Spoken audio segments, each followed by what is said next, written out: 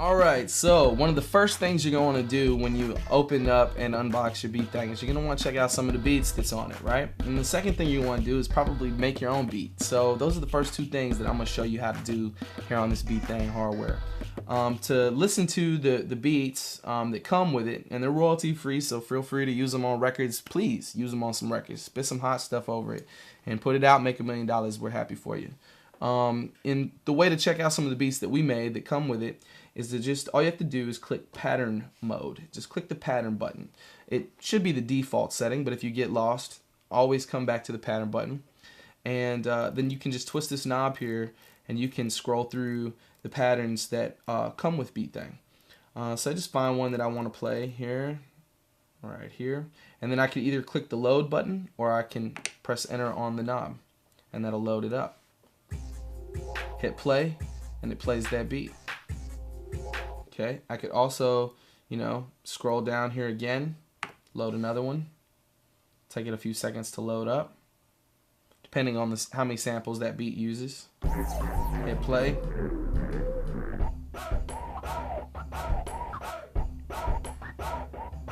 Just like that. And there's hundreds of them. And the way I get to them is just scrolling this knob and then just clicking enter. So, but that's probably not why you bought Beat Thing. You probably bought Beat Thing to make your own beats. So let's get into that. First thing I'm going to do is make sure I'm in that pattern button. I'm in that pattern mode. So I just click the pattern button. Then I'm going to click New here on the main screen. This little button right under New. Click New. And then let's just go over the basics of what's in pattern mode.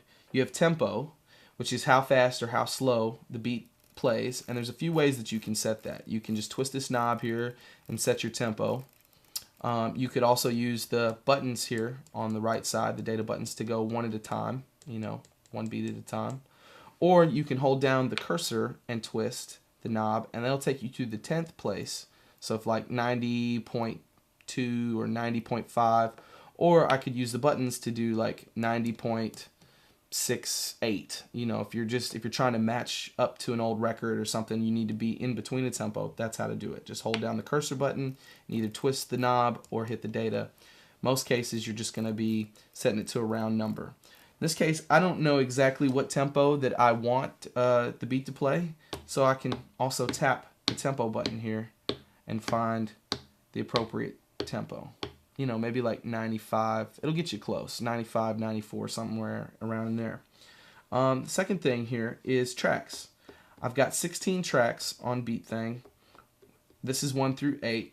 I can also hit the 9 through 16 button, and then that'll get me tracks 9 through 16. So let's go to track 1. The way I get to there is just hit the 1 button here. And then the next thing is I want to pick a kit. Okay. So I would just select through my kits. I can load, there's hundreds of kits to choose from. In this case, I know which one I want. Just hit the enter button on the knob. It's going to load it up. It's going to take a few seconds because this is a big kit. I've got a lot of samples in it. It's loading off my SD card. Okay, so now that's in there. I can audition the sounds that are on that kit. And then I'm ready to record it. But before I record, there's a few settings that I want to show you. There's bar length. Bar length is how many counts of 4 it's going to be before it loops around. The cool thing is I can set this very easily for each track. So track 1 can loop at 4 bars, track 2 can loop at 8 bars, track 3 can loop at 16 bars, etc. Making it real convenient for you to make your loops. So I'm going to set track 1 to 8 bars. Then I've also got quantize. I can set quantize off, or I can set it to any one of the settings, and all the settings are there. Well, what is quantize? Well, quantize, if you get off tempo, quantize basically fixes your beats to where it puts you on tempo. So if you mess up a little bit, no problem, it'll fix it. Then I've got 2 modes here for record mode. I've got overdub and replace, and the way I switch between them is with this little knob here, or with the data button.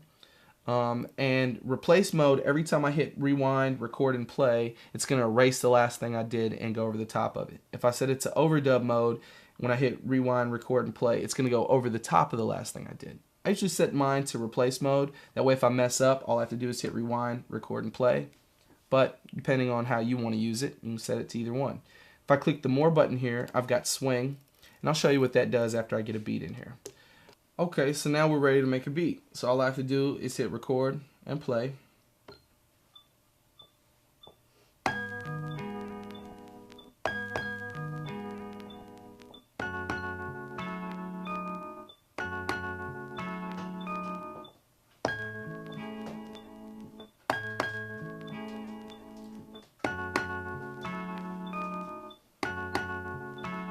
Now it's gonna loop.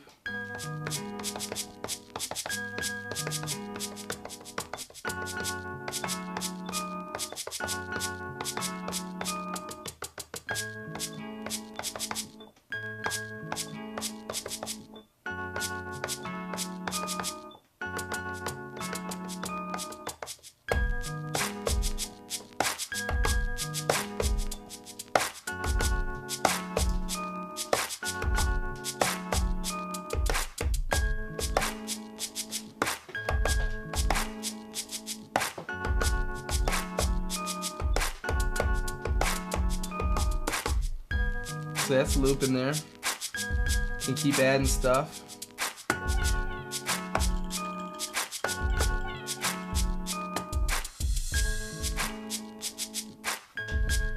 Now I'm gonna put in something here that I wouldn't normally let stay. Maybe like this part right here. Now let's say I want to get rid of that, but I like the rest of it. Well, how would I do that? Okay. So I just wait for that part to come around. I hold down the delete key, right? And then whatever key that I'm trying to delete for the amount of time that I'm trying to delete. And watch, it won't play while I'm recording. Gone. I can, of course, put it back real easy if I want. So that's how to make a quick beat.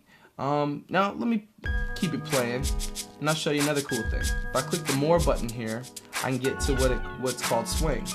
I click that button, and I can make the whole beat swing. Add that little groove to it, just like that. Click the more button again a couple times, and then I can get to the click volume. Click volume is how loud the click track is. You can also make the metronome or the click play while the beat's playing, or I could set it to just record. Now I'm back to my main screen here. I could flip the whole pitch of the whole beat just by moving the pitch knob. Or I could pitch it up. Release it and it goes back to normal. I can sequence that too. So let's say on that last 4 bars. So I can sequence the pitch as well. So that's pretty much pattern mode. That's the basics of how to use it. I could go to track 2 and then I could, you know, put some bells or something else in there if I wanted to. Let's put like a, see, remembered my pitch. Let's pick a little bell here. And then I can use my bank up and down buttons here to get to the different.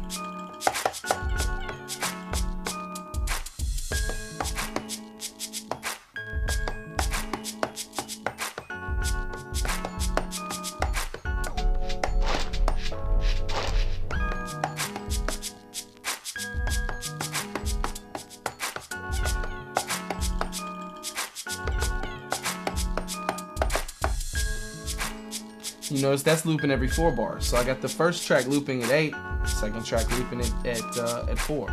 And I could have track 3 loop at 16. So real easy, simple, and I could rewind to do the